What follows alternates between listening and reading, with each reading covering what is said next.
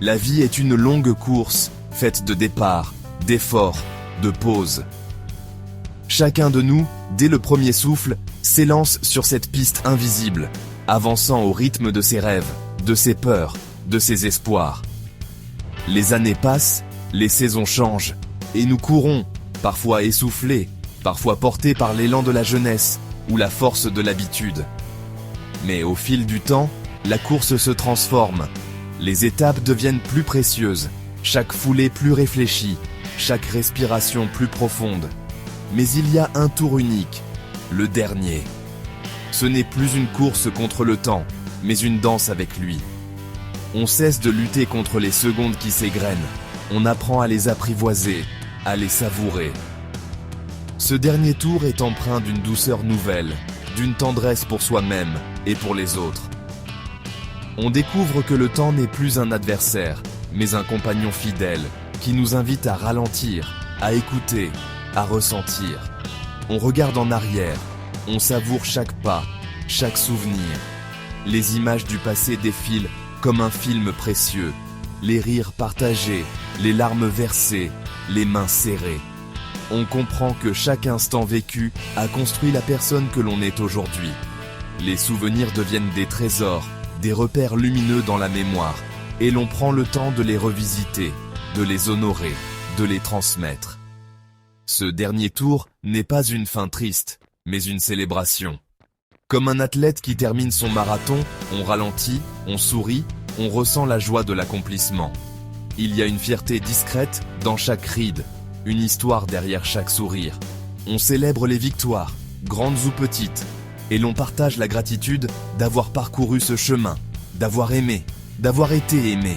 C'est un moment de reconnaissance, de paix intérieure, où l'on se félicite d'avoir persévéré malgré les obstacles.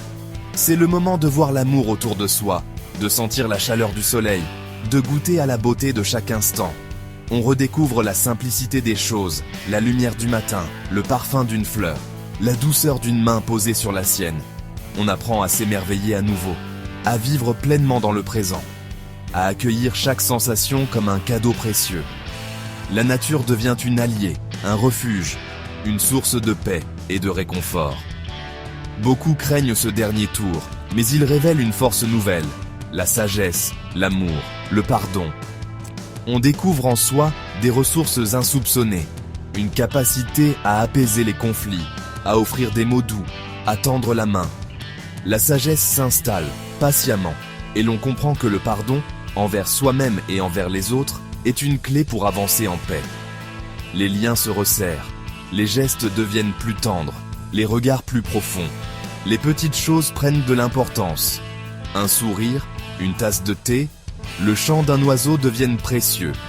On savoure la compagnie des amis, la chaleur d'une conversation, la beauté d'un silence partagé.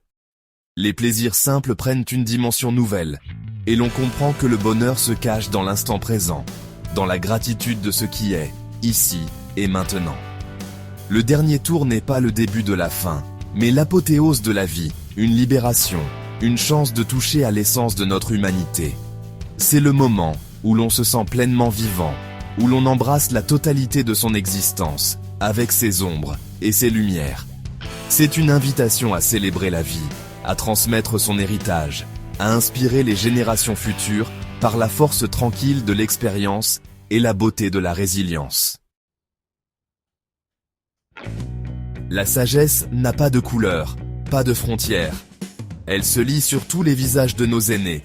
Une grand-mère noire, un homme asiatique, une femme aux cheveux de neige, un homme noir au port digne. Chacun porte une histoire, une leçon. Leurs rides racontent la patience, la résilience, la joie, la lutte pour la justice. Leur présence inspire, leur voix transmet l'expérience. Ces visages différents révèlent une vérité commune. La sagesse est universelle. Chaque personne âgée est une bibliothèque vivante, un trésor d'humanité. En honorant cette diversité, nous découvrons que nous partageons tous le même désir de paix, d'amour et d'accomplissement.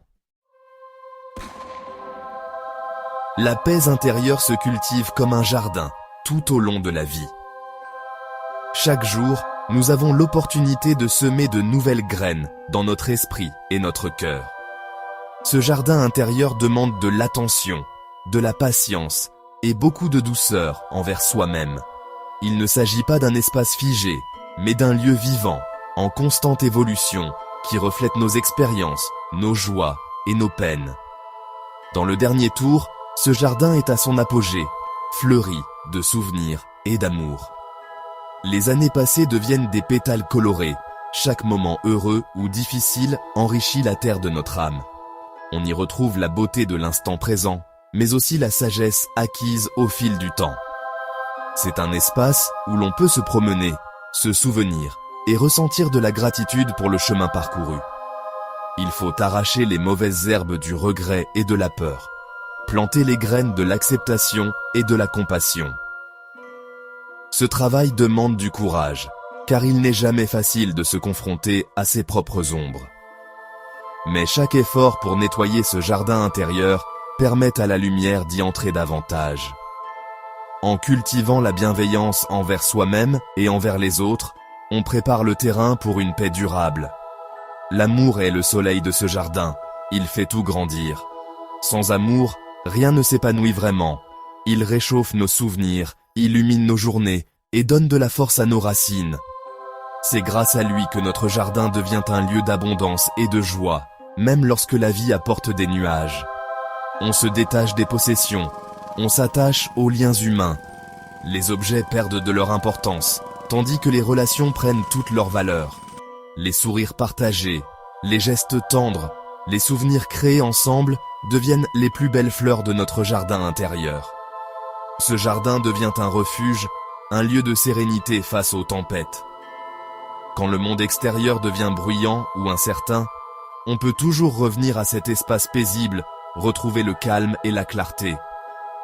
Il nous offre la force de traverser les épreuves avec dignité et confiance. Quand l'anxiété arrive, on se retire dans ce jardin intérieur, solide et immuable. On y respire profondément, on laisse passer les nuages sombres, et on se rappelle que la paix est toujours accessible, même au cœur de la tempête. Ce jardin est notre ancrage, notre force tranquille.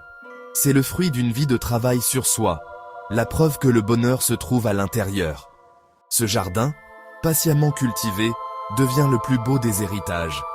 Un espace de paix et de lumière que rien ni personne ne peut nous enlever. La gratitude illumine le dernier tour de la vie, comme un soleil d'hiver. C'est choisir de voir ce que l'on a, plutôt que ce que l'on a perdu. Chaque matin, on peut remercier pour une nouvelle journée, un souffle, un sourire. La gratitude transforme la perception de la vie, même dans les petites choses, un café, un coucher de soleil, une chanson. Elle nous relie à quelque chose de plus grand. Elle crée un cercle vertueux de joie. Exprimer sa gratitude, c'est la multiplier, la partager avec le monde. Elle inspire les autres à être reconnaissants à leur tour. La gratitude est un cadeau que l'on se fait à soi-même et aux autres. Pour que la paix intérieure fleurisse, il faut parfois utiliser un outil puissant, le pardon. Pardonner, ce n'est pas oublier, c'est se libérer du poids du passé. Le pardon le plus difficile est souvent envers soi-même. Il est temps de déposer ce fardeau. Se pardonner, c'est s'offrir la chance de vivre ses derniers jours avec légèreté. Pardonner aux autres, c'est retrouver sa sérénité, même si cela reste un acte intérieur. Une fois le pardon accordé, le cœur s'ouvre à l'amour inconditionnel. Cet amour ne pose pas de conditions, il voit la lumière en chacun. Dans le dernier tour, on comprend que seul cet amour compte vraiment. Préparer ses dernières volontés n'est pas morbide, c'est un acte d'amour. On offre à ses proches la paix de l'esprit, on leur évite des décisions difficiles. C'est l'occasion d'affirmer ses valeurs, de laisser une dernière touche personnelle à son histoire. On peut choisir de donner, d'écrire, de transmettre un message d'amour. Parler de la mort, c'est la démystifier, montrer qu'elle fait partie de la vie. C'est un héritage immatériel, la preuve d'une vie accomplie et aimante. Dans le dernier tour, le temps se vit en instants. Chaque moment devient précieux. On apprend à ralentir, à savourer l'instant présent, à être vraiment là. Les gestes simples deviennent des sources de joie. Marcher, écouter, partager un sourire. Chaque activité, même banale, peut devenir une méditation. Être pleinement présent, c'est offrir le plus beau des cadeaux à ceux qu'on aime. En savourant chaque instant, on enrichit sa vie et celle des autres.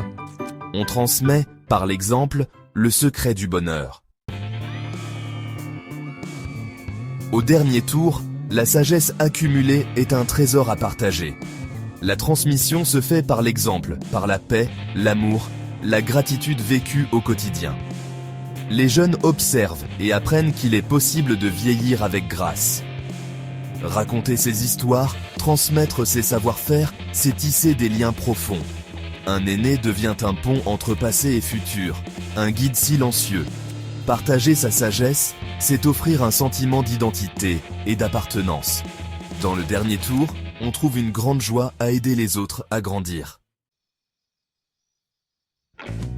Le dernier tour s'achève, non dans la peur, mais dans l'accomplissement. C'est un moment empreint de douceur, où chaque respiration semble porter le poids d'une vie entière, et chaque sourire reflète la sagesse acquise au fil des années. Ici, il n'y a plus de regrets, seulement la reconnaissance du chemin parcouru, des épreuves traversées et des joies partagées. On a vécu, aimé, appris, pardonné, transmis. Les souvenirs se tissent comme une tapisserie lumineuse, faite de rencontres, de gestes tendres, de mots échangés et de silences partagés. Chaque instant passé devient une perle précieuse, un témoignage de la richesse de l'existence humaine. Le cœur est en paix. Il bat calmement, apaisé par la certitude d'avoir donné le meilleur de soi-même, d'avoir aimé sans compter et d'avoir trouvé sa place dans le grand cercle de la vie. C'est le moment du grand lâcher-prise, comme une feuille d'automne qui retourne à la terre. On accepte le cycle naturel des choses, la beauté de la fin qui n'est qu'un nouveau commencement, une invitation à rejoindre l'infini. L'âme accomplie se prépare à retourner à la source, consciente d'avoir contribué à la beauté du monde. Elle se sent légère, portée par la gratitude et la certitude d'avoir laissé une trace, aussi discrète soit-elle, dans le cœur des autres. La gratitude envers la vie et l'univers est immense. Chaque épreuve a été une leçon. On remercie les rencontres, les défis, les moments de bonheur et même les peines, car tout a contribué à façonner l'être que l'on est devenu. On se sent relié à tout, faisant partie de l'océan de la vie. Les liens tissés au fil du temps deviennent des ponts vers l'éternité, et l'on comprend que rien ne se perd. Tout se transforme et se transmet. Le dernier tour n'est pas une fin, mais une transformation, la plus belle des métamorphoses. C'est l'ultime passage, celui où l'on s'abandonne avec confiance à l'inconnu, porté par la lumière de tout ce que l'on a aimé et partagé. On ferme les yeux avec un sourire, le cœur rempli d'amour, en murmurant un dernier merci à la vie. Dans ce souffle final, il y a la promesse d'un retour à l'univers, d'une union paisible avec le tout, et la certitude que l'accomplissement est, en soi, un éternel recommencement.